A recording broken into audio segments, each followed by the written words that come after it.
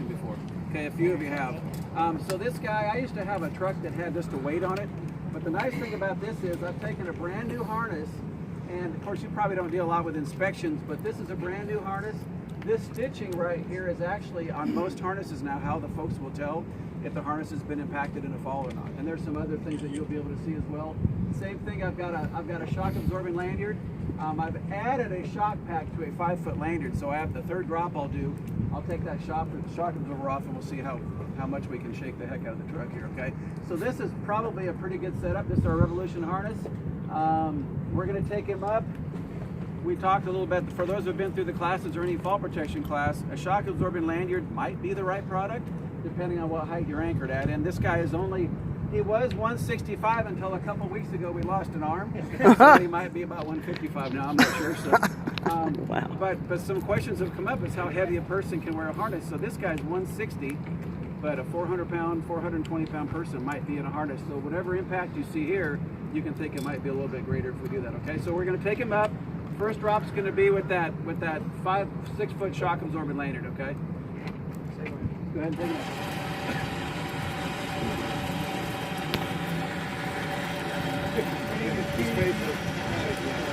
So he doesn't scream anymore. Does anybody want to take his place?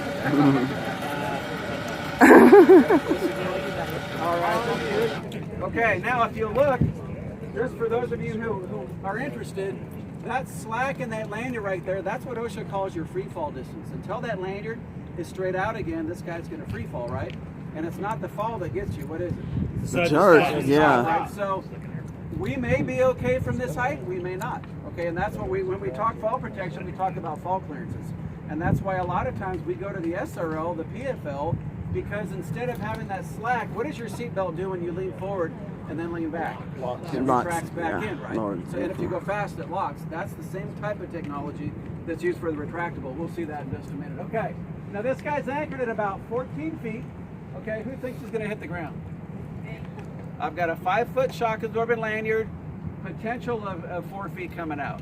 I'm actually going to say probably not, 9, yeah. because he's so light. Okay, we'll see. He may If the shock effect deploys, he's going to hit the ground. Yep. Okay, here we go. The camera's ready? Yeah. We're going to jump! Some fail. Just about. Just about.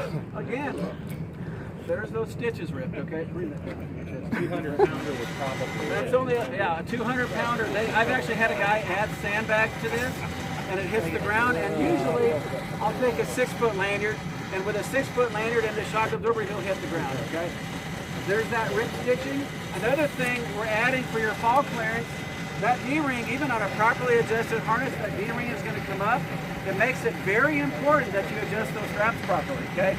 Not only the test straps, but folks, if you ever have to wear a harness for some reason in your job, and even though I sell this stuff, there are times I go to our customers and I got to put a harness on and climb up. And I worked in a refinery for 11 years as well.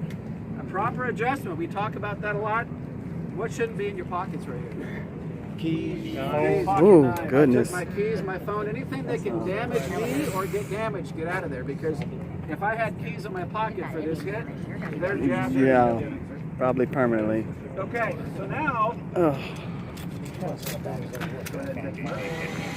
I'm not going to change out the harness, but we've already got about a foot that this guy's already going to take a little bit of a fall, okay?